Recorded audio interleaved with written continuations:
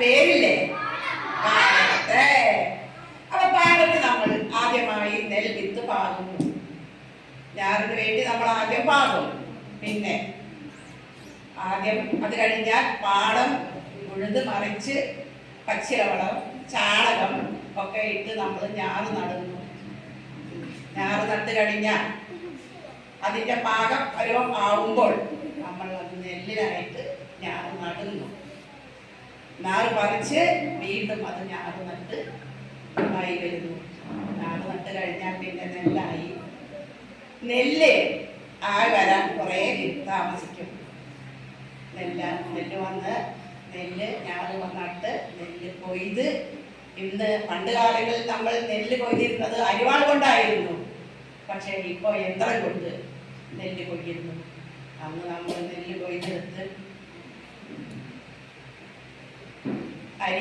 നെല്ല് കുത്തി അരിയാക്കി. ഇന്നത്തെ കാലത്ത് എല്ലാം യന്ത്രത്തിലാണ്.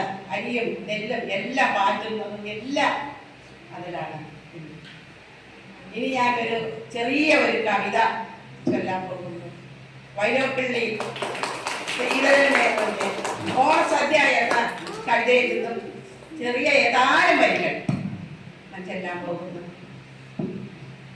കാണാമെഴുതിയുണ്ണോരോണത്തീരെ കാണാവീടേ വെള്ളക്കാലത്താൽ കഴുകിയിട്ടുള്ള പിഞ്ചു വീടാങ്ങളാണെല്ലാം.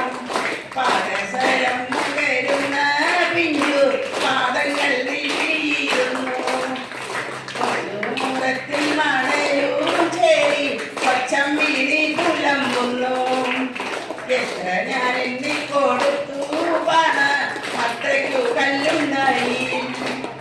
പാറുമളകമൊരുക്കി കരി വാരിക്കുമാരി ഉരച്ചു.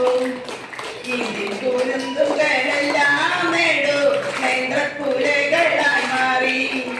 കപ്പതൻ തണ്ടു മുറിച്ചു വെച്ചു കല്യാണി മന്ദം കാതിച്ചു.